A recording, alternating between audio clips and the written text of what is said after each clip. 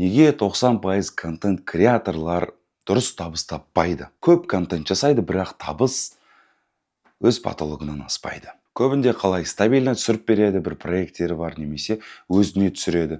Просмотр бірде бар, бірде жоқ. Конечный цель ақша жоқ. Ал осы видеоны соңына дейін көріңіздер. Сіздердің алдарыңызда контент креаторлардың қаржылай сауаттылығын емдеуге келген Нұрсерік деп.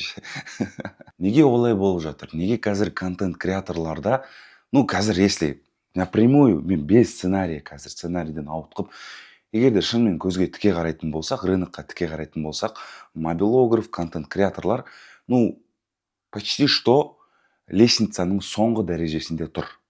Оның басында кәсіпкердің өзі, продюсердің өзі, дальше там проект менеджер, ассистенті даже выше болып кетіп жатады деген сияқты. Неге? Потому что төмен тұрған мобилографтардың өздерінен, төмен тұрған контент креаторлардың өздерінен кіде. Өйткені сәйкесінше нәтижені бермеуі мүмкін. Сәйкесінше тек қана ол проектте жай ғана процеске жауап беруі мүмкін, результатқа емес. Сол үшін де ол лестницаның ең төменгі сатысында тұр. Ал енді төменгі сатыда тұрғаннан кейін табыста дәл сонда деңгейде болады деп ойлаймын мен. Өйткені сен қаншалықты жауапкершілігің жоғары болса, соншалықты табысың да жоғары. Енді дәл осы лестницаның кішкене шыңдарына шығу үшін қандай нәтижелерді беруіміз керек, қандай әрекеттерді жасауымыз керек, осы видеода айтамын деп ондай бір қатты ақылсынбай ақ қояйын, мен не істеп жүрмін, соны айтамын. Қазір өздеріңіздің проекттеріңіз болуы мүмкін, немесе жеке брендтеріңіз болуы мүмкін. Просмотр бар, көп просмотрды жасадық. Негізі әр просмотр, әр видеодан кейін аудитория өзіне сұрақ қоя алу керек. Так, мен мынаны көрдім, круто, лайк бастым, дальше мен не істеймін деген сияқты сұрақ қою керек. Егер ондай сұрақ туындамаса, ол видео просто воздух. Мысалы, 1 миллион жинады, вирусный түсірілді, миллионнан ешқандай пайда болмай қалады. Видеоның соңында аудитория, так, мен не істеймін деген сияқты дальше копаться етуі керек. Екіншіден, тағы да халықтың арасында, контент креаторлардың арасында қалыптасқан бір пікір бар. Көп түсір деген сияқты, снимай больше. И сол кезде вероятность болады. Не отрицаю, ол ойды мен де құптаймын. Экспертный рилстарда даже бір отырып сөйлейтін бір 30 рилс түсіргеннің өзінде де, в принципе, сенде ату ықтималдылығы жоғары деген сияқты. Екінші жағынан қарайтын болсақ, ол енді әр проекттің негізгі бір ішкі кухнясына әртүрлі енеді ол. Мысалы, 30 видеоны бір съемкаңда түсіріп тастап, сен бір басқа кәсіпкерге бере алмайсың ғой, оны ешкім танымайды да түрін деген сияқты. Түрін кішкене танымал болып, лицон катать етіліп, сәл-пәл, кішкене рынокта түрін танымал.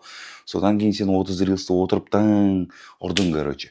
Мысалы, айқастыратын, шиеленістіретін, фитна, лақтыр жіберетін рилстармен, да, вот сол кезде просмотрың болуы мүмкін. А вот сен түріңді ешкім танымайды. Айдаладан келген біреусің, сен бизнесің бар, отырып, сен контент креаторсың, 30 рилс, братан, давай, смело, go дедің, да? И сенде 50 просмотр ғой, енді бұл жерде саған ешқандай дауа жоқ қой, енді мысалы, сен нәтижеңе байланысты, да, мысалы, түрін ешкім танымайды ол адамның. Ол жерде ол жұмыс жасамайды.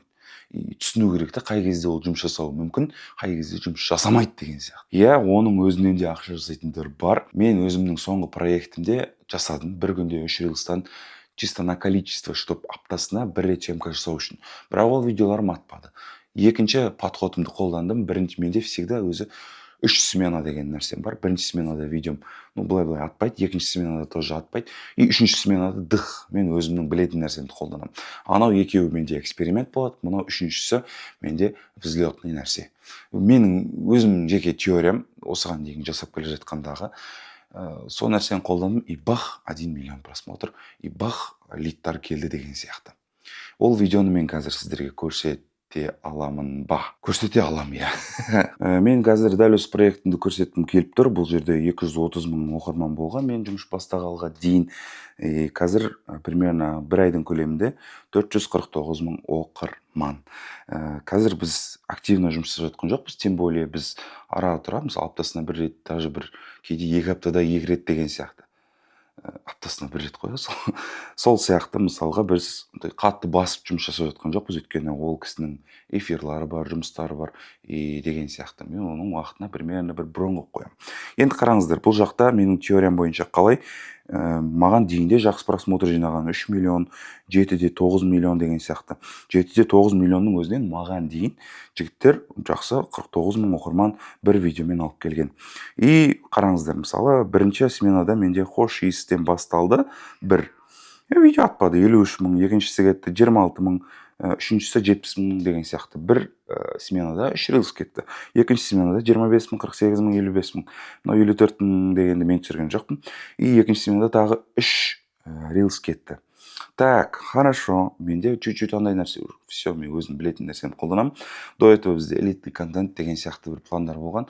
И бах, алдында, короче, өзімнің білетін нәрсемді қолданып, 1 миллион просмотр, 613 мың, 85 мың, 300 мың, 3-те 3 миллион. 3-те 3 миллионның біз қазір несін қарайтын болсақ, подпискасын қарайтын болсақ, бір рилстан 129 мың, ну, почти что 130 мың подписчиктер келген. Бір рилстың өзінен, 3-те 3 миллионның өзінен дәл осындай подписка бізде. Енді до этого 7-те 9 миллионнан жаңа көрдік, 45 мың подписка болғанын. Бұл жерде біз асықпай өзіміздің білетін схемамызды қолданып, социальный роликтармен және де бір элитный контенттердің қосындысын жасап, әр видеоның соңында біз қайда кетеді демей, мысалы, мына 3 миллионның өзінде басқа елдерге рекке шығып кеткен бар. Мысалға алатын болсақ, жай ғана ол видео ауаға түсірілген нәрсе емес. Мен алдым оны дальше өзінің эфиріне лидтар қылып жіберіп отырдым. Мысалға, получается, бізде 3 миллион адамның барлығы бізде төбеміздегі ссылкаға, кіргендері кірді, кірмегендері кірмеді деген бізде позиция. Яғни, менде әрбір видеоның мақсаты призывқа болады. Эфирына, өзінің бір продажа жасайтын жеріне мен всегда ссылканы қалдырып отырам. Яғни мен жоқ, осындай ссылка қалдырмайын, просмотрға кері әсерін береді демеймін. Кәсіпкерге естілмей олай жасамасам, ол қалай ақша табады, мысалы. Дәл сол сияқты осындай видеолардың барлығы бізде call to action'ы бар деп есептелінеді. Просто ауаға түсіріле салған нәрсе емес. И вот, жаңағыдай бізде басында атпаған кезде біз 3 рилстан түсіретінбіз, реквизит іздейтінбіз, ананы іздеп, мынаны іздеп, локация, үшеуіне шашылып жатқан кезде мен 3-ші съемкадан бастап просто күніне 1 рилстан ғана түсіретін болып шештім. 1 рилсқа менің актерларым біреу ғана, менің локациям біреу ғана, менің сюжетім біреу ғана, мен басым ауырмайды, соны түсіріледі, и дальше съемкадан кейін монтажға жасалынып, сол күні немесе ертесіне уже жүктеледі. Сәйкесінше біз 80-де 20 деген заңдылықты ұстанамыз. Мысалға, 80% жұмыс істеп, 20% ғана результат көрмейміз, 20% ғана жұмыс істеп, 80% результатын көреміз. Осыны контентте қолдансаңыздар болады. Но бірақ та ескертетін жағдай, әркімнің несі, кухнясы әртүрлі, адаптациясы әртүрлі, өзіне керекті, өзіне ыңғайлы, мысалы, кәсіпкердің өзіне ыңғайлы бағытты таңдап, сонымен жүрген дұрыс деп ойлаймын. Сосын келесі айтатындары көбісі, менде барлығы качественно ғой, менде бәрі прям круто, 4К, 10 бит, 4:4:2 деген сияқты, да, мысалға. Нафиг ол аудиторияға, нафиг. Мысалы, сіздің видеоңыз әдемі түсірілді, кино, но бірақ алатыны сіздің береріңіз болмаса, ол видеодан ол аудиторияға не пайда. Я поддерживаю качество, я люблю качественно, но дегенмен де качество и плюс польза, и качество плюс беретін нәрсесі бар, и качество плюс продажа. Мен соны көбірек құптаймын. Качественно болып, перфекционист болып, бір рилсті 2 ай түсіріп, это не для меня. Олай түсіретіндер бар, олардың бағыттары уже кино деп есептеймін. Мысалы, контент-креаторлар бар. Сенің бағытың кино, бар, киноға бар. Сен сол жақта бағалысың.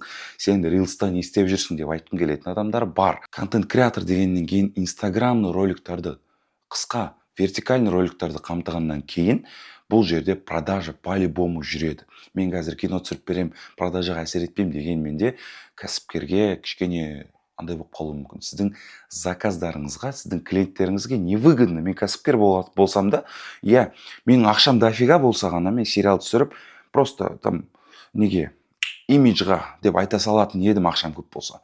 Біз қазір малый средний бизнестармен жүрміз ғой, енді рилс болғаннан кейін. И вот ол жерде выгода, подписчик, просмотр, продажа деген сияқты. Вот сол нәрселерді берсеңіздер, сізге кәсіпкер қиналмай жақсы сумманы төлей алады. мен оған өзім айта аламын конкретно. Өйткені мен ол жолдан да өттім. Кезінде мысалы анонс видеолар көп түсірдім, рилстарды көп түсірдім. 5 рилстан, за рилс 25 мыңнан, 15 мыңнан басталған, 50 мыңға дейін, 75 мыңға дейін, 100 мыңға дейін жеткен рилстар бар. Бірақ за рилс түсіресің, бірақ сен ол жерде гарантия результатқа жауап бермейсің. По идее солай болу керек қой, бірақ та рынок басқа ғой бізде. Чтобы сен сделканы көп ақшаға жабу үшін, сен гарантияны да өзің мойныңа алу керексің. И сен реально жақсы эксперт болсаң, жақсы рилсмейкер болсаң, гарантияны қойып тастайсың. А если шірік адам болсаң, сен просто жоқ болып кетесің. Ақшаны алып, басқа жаққа кетіп қаласың, гарантияны орындамай деген сияқты ғой. Вот, дәл осындай подход қазір трендте. Сен подписчикке, просмотрға и косвенно продажасын жауап бересің да, мысалы. Продажасын сен 100% жауап бере алмайсың, потому что сен по-любому просмотрға ұрған видеоң бүйтіп менен осындай пылесосты алыңыздар деген видео болмайды ол по-любому. Ол уже басқа социальный болсын, немесе там бір басқаша бір вирусный болсын. Дегенмен де сол видеоға мен осындай крючок қосып жіберем сіздің товарларыңызға, продажаңызға деген сияқты бір ұсынатын нәрселер бар да. А вот прямой продажа не канает ондай видеоға. Кешіріңіздер, енді ол видеолар болады, если 100 лайкқа дайын болсаңыздар. Разовый проекттерді алып, мысалы 5 рилс, 10 рилс, онымен көп ақша таппайсың по-любому.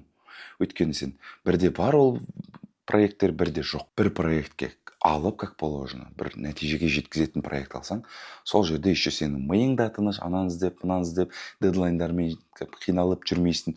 Екіншіден, и сенің фокусың бір жерде. Вот осы бағытты мен 2026-да көп контент креаторларға ұсынар едім. Өйткені мен сол жақтамын десек. Көп контент креаторлардың айтатыны, клиенттер қымбат төлегісі келмейді. Ондайлар да бар. Дегенмен де қымбат кімге төлегісі келмейді? Просто процесске жауап беретін маманға төлегісі келмейді. Результатқа жауап беретін маманға төлегісі келеді. Ақшасын алады да, 5 миллион теңге. Мә дейді. Делай, дейді. И мына жерде мынандай мәселе. Если сіз процесске көп мән беріп кетсеңіз, процесс деген не ол? Съемканың процесі, съемка түсіріп берем. Монтаждың процесі, монтажын күшті жасап берем. Сценарий, процесс олды. Сценарий мынандай күшті жазамыз деп кетсең, в результате жақсы бір нәтиже болмаса, тогда кәсіпкердің өзі де тупой емес. Ол да көп ақша төлеуге қысынады, тартынады. А если результатқа жауап беретін адам болсаңыз, мен айтпаймын қазір результатты алып, жарты жыл бойы сол проектте какой-то бір 1 миллион теңге үшін қадалып жұмыс істе деп. Басқаша результаттардың тестировать етіп көру керек, тактикаларды меңгеру керек, басқа стратегияны қолдану керек. Если сіз результатқа жауап берсеңіз, сіздің клиенттеріңіз қымбат төлеуге дайын. Қымбат төлеуге дайын емес, деді клиент. Алдыңыздар да 130 мың подписчик бір рилстан. Кейс қой, кейс көрсет. Все, мен осындайда саған жасап беруге тырсам десеңіздер, дальше все. Кейсы за вас просто работают. Сіздің жасаған жұмысыңыз сіз үшін жұмыс жасайды. Болды. Артық бетіп, түсіндіріп, презентация. Вместо 1000 слов просто покажи свой кейс. Дан. Осымен не айтам басқа? Видео ұнаған болса, пайдалы болса, комментарий жазыңыздар, каналға тіркеліңіздер. Менің Нұрсерік деген аккаунтыма инстаграмда тіркеліп өтіңіздер. Және шынымен де контент жайлы консультация қажет болса, қазір бірдеңе жетіспей тұрғандай болса, жылдың соңына қорытындылап, келесі жылға жақсы бір нық қадаммен өткіңіз келсе, мен де сізге ұсынатын тек қана бір консультациям бар, обучение жоқ, тек қана консультация жайлы білу үшін сол Нұрсерік инстаграм аккаунтыма жазыңыздар. Сау болыңыздар, бақытты болыңыздар, бай болыңыздар.